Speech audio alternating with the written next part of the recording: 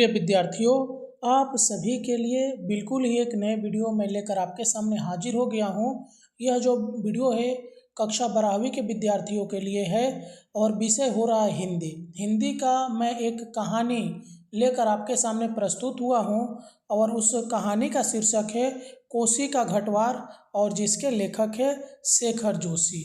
जैसा कि आप जानते हैं कि आपका जो सेमेस्टर 3 का एग्ज़ाम होगा, परीक्षा होगा, और सितंबर महीना में होगा, तो उसमें जितने भी प्रश्न आएंगे वो सभी बहुविकल्पीय प्रश्न होंगे।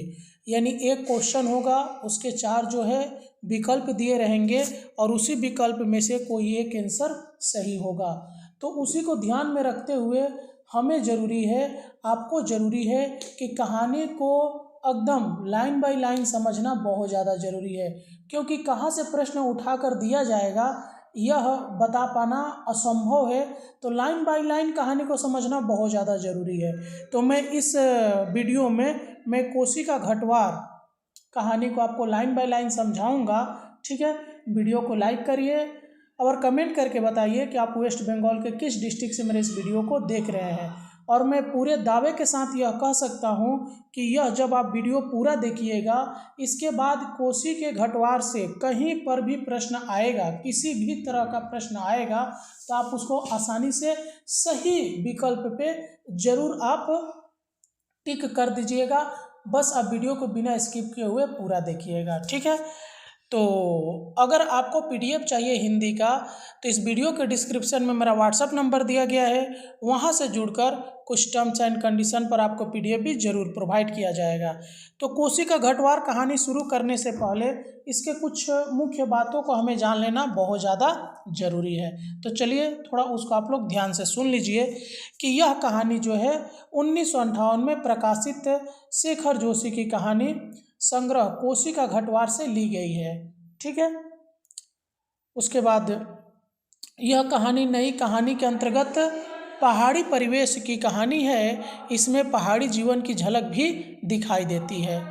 उसके बाद यह फ्लैशबैक शैली पर आधारित आंचलिक कहानी है। ठीक है, फ्लैशबैक माने होता है कि जीवन में जो पहले घटना घटी है उसको बाद में सोचना, यानी जो बीते हुए चीज़ों को सोचा जाता है, तो उसी को फ्लैशबैक कहानी कहा जा सकता है। ठीक है, और यह जो कहानी है उत्तराखंड की कोसी नदी के किनारे, हमारे बिहार में भी एक शोक कहे जाने वाली नदी है जिसका भी नाम कोसी है, और यह नदी उत्तराखंड में भी प्रवाहित होती है। और इस कहानी में मुख्य रूप से कुल जो है 12 पात्र है, जबकि मुख्य पात्र के रूप में 2 है, जिसमें से गुसाई प्रमुख पात्र है और लक्ष्मा, ये 2 इसके प्रमुख पात्र है। और इस कहानी में हमें मुख्य रूप से क्या देखने को मिलेगा, तो यह जो कहानी है परंपरागत नैतिकता की झलक है। इसमें प्रेम के आदर्श स्वरूप दिखाई देते हैं, निस्वार्थ प्रेम भी दिखाई देता है, प्रेम का स्वाभिमान दिखाई देता है और प्रेम का सम्मान दिखाई देता है। यानी कहने का तात्पर्य है यह जो कहानी है एक प्रेमी जोड़ा के ऊपर आधारित यह कहानी है। पूरी कहानी एक प्रेमी जोड़ा को ही लेकर इर्द गिर्द उसके चलती रहती है। तो चलिए अब हम लोग कोसी के घटवार, जिसके लेखक शेखर जोशी जी हैं, उसको लाइन बाय लाइन थोड़ा सा हम लोग देख लेते हैं और अच्छे से इसको समझने का कोशिश करते हैं।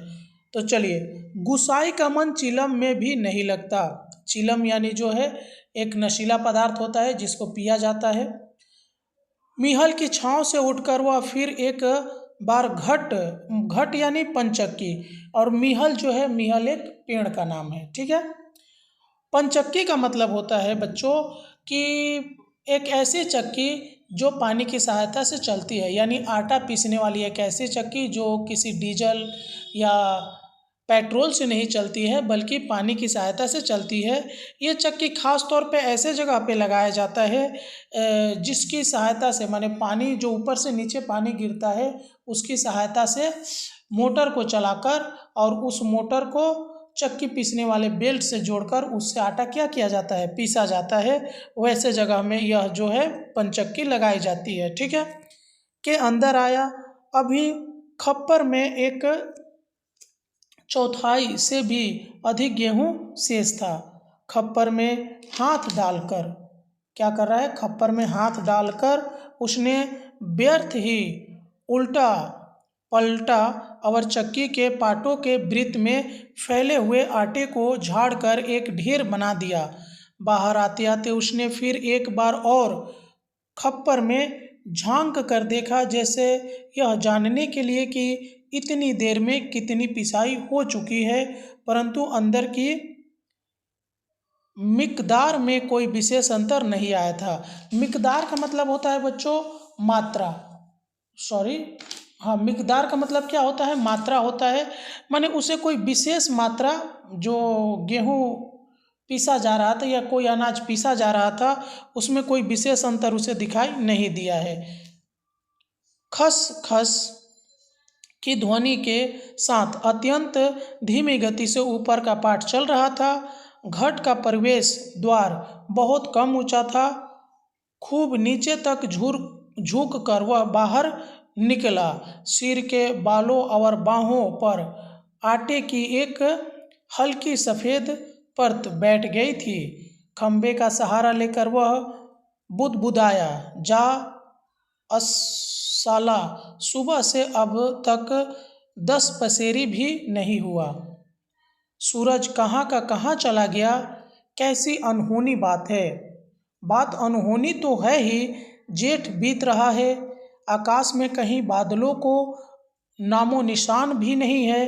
अन्य वर्षों में अब तक लोगों की धान रोपनी पूरी हो जाती थी, पर इस साल नदी नाले सब सूखे पड़े हैं। खेतों की सिंचाई तो दरकिनार, बीज की क्यारियाँ सूखी जा रही है। छोटे नाले गुलों के किनारे के घट महीनों से बंद है।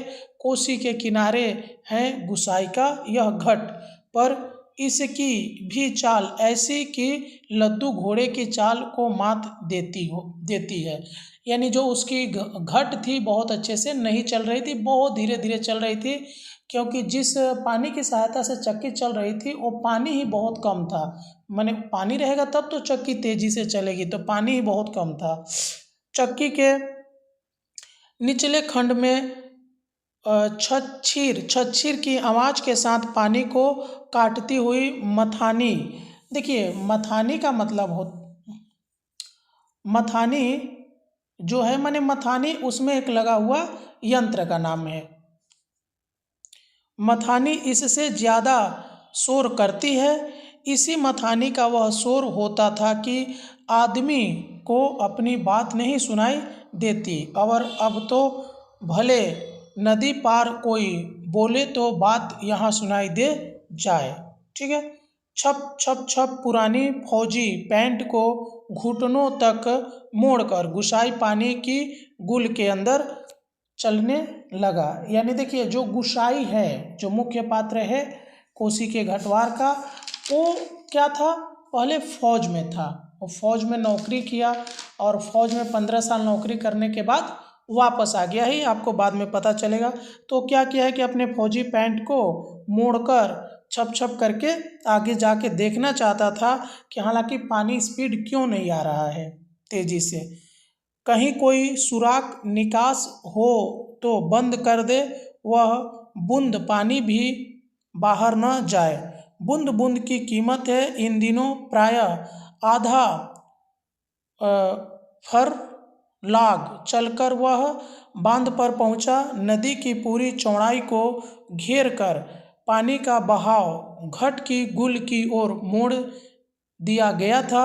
किनारे की मिट्टी घास लेकर उसने बांध में 1-2 स्थान पर निकास बंद किया और फिर गुल के किनारे किनारे चलकर घट के पास आ गया। ठीक है, मैंने मरम्मत किया उसको, जहाँ पे लगा मरम्मत की ज़रूरत है वो क्या किया है, मरम्मत किया है। अंदर जाकर उसने फिर पाटों के वृत्त में फैले हुए आटे को बुहार कर डेरी में मिला दिया। खप्पर में अभी थोड़ा बहुत गेहूं शेष था, वह उठकर बाहर आया। दूर रास्ते पर एक आदमी सिर पर पिसान रखे उसकी ओर आ रहा था। गुसाई ने उसकी सुविधा का ख्याल कर वहीं से आवाज़ दे दी, है हो यहाँ लंबर, लंबर माने नंबर, देर में आएगा 2 दिन का पिसान अभी जमा है, ऊपर उमेद सिंह के घट में देख लो। उस व्यक्ति ने मुड़ने से पहले एक बार और प्रयत्न किया, ऊंचे स्वर में पुकार कर बोला, जरूरी है जी, पहले हमारा लंबर नहीं लगा दोगे? गुसाई होठों की होठों में मुस्कुराया, साला कैसी चीखता है, जैसे घट की आवाज इतनी हो कि मैं सुन न सकूं। कुछ कम ऊंची आवाज में उसने हाथ हिलाकर उत्तर दे दिया, यहाँ जरूरी का भी बाप रखा है जी, तुम ऊपर चले जाओ। वह आदमी लौट गया। मिहल की छांव में बैठकर, मिहल माने एक पेड़ का नाम है, पेड़ है एक, बैठकर गुसाई ने लकड़ी के जलते कुंदे को देखकर चिलम सुलगाई और गुड़गुड़ कर धुआं उड़ाता रहा। खस्सर खस्सर खस्सर चक्की का पाठ चल रहा था। किट किट किट खप्पर से दाने गिराने वाली चिड़िया पाट पर टकरा रही थी। छिछिर छिछिर की आवाज के साथ मथानी पानी को काट रही थी। पत्थरों के बीच में टखने टखने तक फैला पानी क्या आवाज करेगा? पानी के गर्भ से निकलकर छोटे छोटे पत्थर भी अपना सिर उठाए आकाश को निहार रहे थे। दोपहरी ढलने पर भी इतनी तेज धूप, कहीं चिरैया भी नहीं बोलती, किसी प्राणी का प्रिय अप्रिय स्वर नहीं।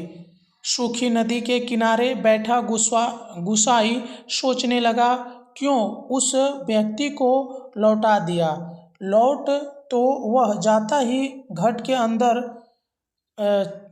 टच पड़े पिसान के थैलों को देखकर 2-4 क्षण की बातचीत का आसरा भी होता। कभी कभी गुसाई को यह अकेलापन काटने लगता। सूखी नदी के किनारे का यह अकेलापन नहीं, जिंदगी भर साथ देने के लिए जो अकेलापन उसके द्वार पर धरना देकर बैठ गया है, वही, जिसे अपना कह सके ऐसे किसी प्राणी का स्वर उसके लिए नहीं। पालतू कुत्ते बिल्ली का स्वर भी नहीं है।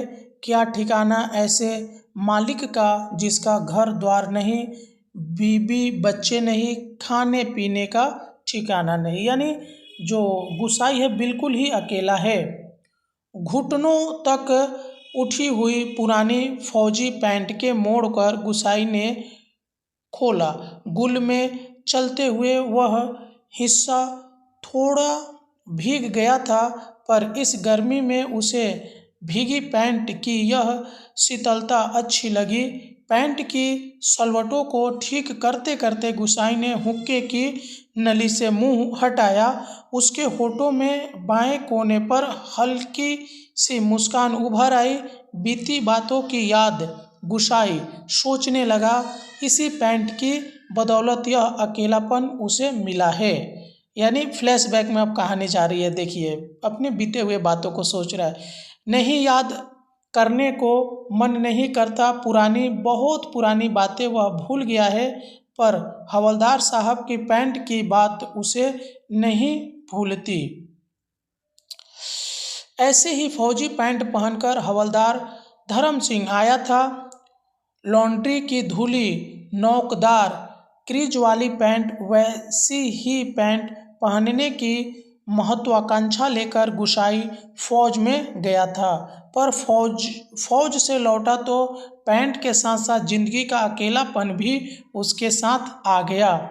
पैंट के साथ और भी कितनी ही स्मृतियां मुखर है। उस बार की छुट्टियों की बात, कौन महीना? हाँ, बैसाख ही था। याद रखिएगा, बैसाख महीना में छुट्टी हुआ था उसका, फौज में नौकरी होने के बाद पहली छुट्टी। सिर पर क्रॉस, खुखड़ी के क्रेस्ट वाली काली नुमा टोपी को तिरछा रखकर फौजी वर्दी पहने वह पहली बार एनुअल लीव पर घर आए थे। एनुअल लीव माने वार्षिक छुट्टी। तो चीड़ वन की आग की तरह खबर इधर उधर फैल गई थी। बच्चे बूढ़े सभी उनसे मिलने आए थे। चाचा का गोठ एकदम भर गया था। माने उसका जहाँ पे चाचा के घर जो था पूरा ही भर गया था। उसका द्वार ठसाठस बिस्तर की नई एकदम साफ जगमग लाल नीली धारियों वाली दरी आंगन में बिछानी पड़ी थी। लोगों को बिठाने के लिए खूब याद है आंगन का गोबर दरी में लग गया था। बच्चे बूढ़े सभी आए थे। सिर्फ चना गुड़ या हल्द्वानी के तंबाकू का लोभ नहीं था। कल के शर्मीले गुसाई को इस नए रूप में देखने का कौतूहल भी था। पर गुसाई की आंखें इस भीड़ में जिसे खोज रही थी वह वहाँ नहीं थी। नाले पार के अपने गांव से भैंस के कटया को खोजने के बहाने दूसरे दिन लक्ष्मा, याद रखना है लक्ष्मा आई थी, पर गुसाई उस दिन उससे मिल न सका। गांव के छोकरे ही गुसाई की जान को बवाल हो गए थे। गुंडे नरसिंह प्रधान उन दिनों ठीक ही कहते थे। आजकल गुसाई को देखकर सोबनिया का लड़का भी अपनी फटी घेर की टोपी को तिरछी पहनने लग गया है। दिन रात बिल्ली के बच्चों की तरह छोकरे उसके पीछे लगे रहते थे, सिगरेट बीड़ी या गपशप के लोभ में। एक दिन बड़ी मुश्किल से मौका मिला था उसे लक्ष्मा को पात पतेल के लिए जंगल जाते देखकर वह छोकरों से कांकड़ के शिकार का बहाना बनाकर अकेले जंगल को चल दिया था। यानी गुसाई जो है लक्ष्मा को देखा कि वो जंगल की तरफ जा रही है कुछ काम को लेकर, तो वो भी बच्चों से साथ छुड़ाकर बहाना बनाकर चल दिया। गांव की सीमा से बहुत दूर काफल के पेड़ के नीचे गुसाई के घुटने पर सिर रखकर लेटी लेटी लक्ष्मा काफल खा रही थी। माने काफल एक फल का नाम है। पके गदराए गहरे लाल लाल काफल खेल खेल में काफलों की छीना झपटी करते हुए गुसाई ने लक्ष्मा की मुट्ठी भींच दी थी, माने दबा दी थी। टप टप काफलों का गाढ़ा लाल रंग उसकी पैंट पर गिर गया था।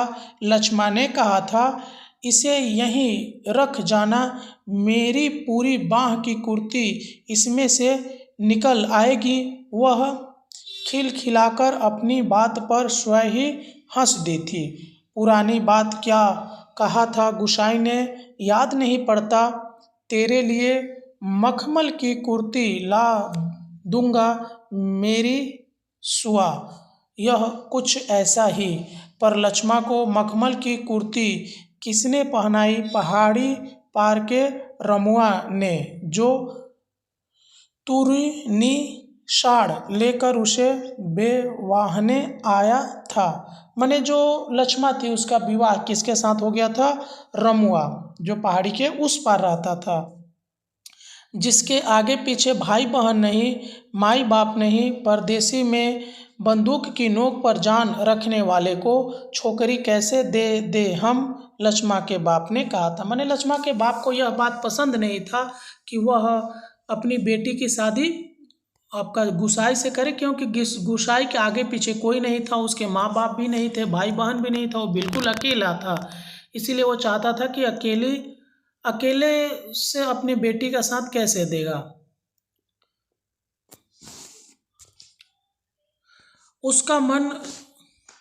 उसका मन जानने के लिए गुसाई ने टेढ़े तिरछे बात चलवाई थी।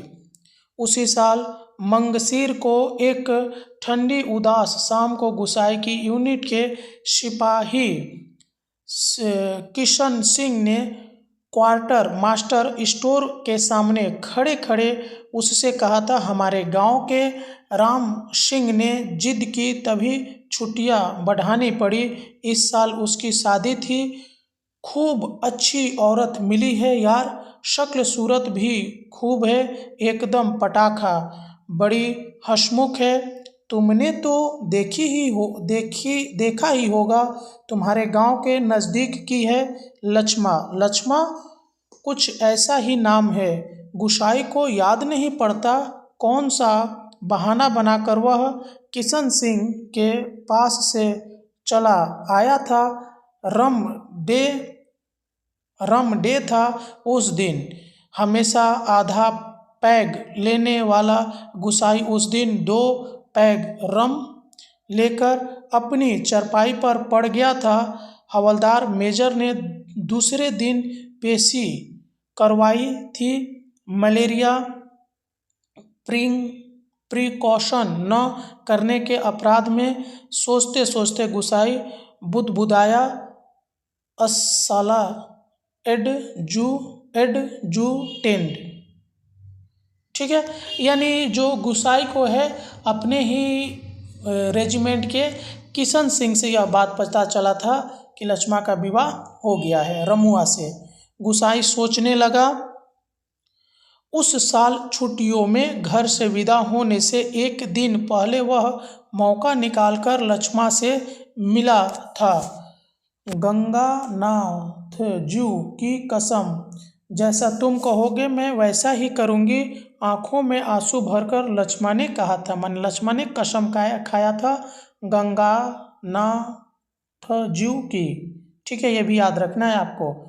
वर्षों से वह सोचता है कभी लक्ष्मा से भेंट होगी तो वह अवश्य कहेगा कि वह गंगानाथ का जागर लगाकर प्रायश्चित जरूर कर ले। ठीक है, जागर माने होता है जागरण लगा के। देवी देवताओं की झूठी कस्में खाकर उन्हें नाराज करने से क्या लाभ। जिस पर भी गंगानाथ का कोप हुआ वह कभी फल फूल नहीं पाया, पर लक्ष्मा से कब भेंट होगी यह वह नहीं जानता। लड़कपन से संगी साथी नौकरी चाकरी के लिए मैदानों में चले गए हैं, गांव की ओर जाने का उसका मन नहीं होता। यानी जितने भी उसके साथी थे सब काम धंधा पे दूसरे दूसरे जगह चले गए हैं, जिसकी वजह से अब उसको गांव जाना भी अच्छा नहीं लगता है। लक्ष्मा के बारे में किसी से पूछना उसे अच्छा नहीं लगता। जितने दिन नौकरी रही वह पलटकर अपने गांव नहीं आया। एक स्टेशन से दूसरे स्टेशन का वॉलंटियरी ट्रांसफ़र लेने वालों की लिस्ट में नायक गुसाई का नाम ऊपर आता रहा लगातार 15 साल तक। पिछले बैसाख में ही वह गांव लौटा। 15 साल बाद रिजर्व में आने पर, मैंने 15 साल बाद वह नौकरी करके अपने गांव आ गया था। ठीक है, बैसाख के महीने में, याद रखना है। काले बालों को लेकर गया था, खिचड़ी बाल लेकर लौटा। लक्ष्मा का हट उसे अकेला बना दिया और अकेला बना गया। आज इस अकेलेपन में कोई होता जिसे गुसाई अपनी जिंदगी की किताब पढ़कर सुनाता। शब्द अक्षर कितना देखा, कितना सुना और कितना अनुभव किया है उसने, पर नदी के किनारे की यह तपती रेत, पनचक्की की खटर खेटर और मीहिल की छाया में ठंडी चिलम को निष्प्रयोजन गुड़गुड़ाना, गुसाई और चारों ओर अन्य कोई नहीं, एकदम निर्जन, निस्तब्ध, सुनसान। ठीक है, तो यह वीडियो में मैं आज आपको इतना ही बता रहा हूँ, अगले वीडियो में मैं इसे पूरा करा दूंगा। चलिए मिलते हैं किसी और वीडियो में, तब तक के लिए जय हिंद।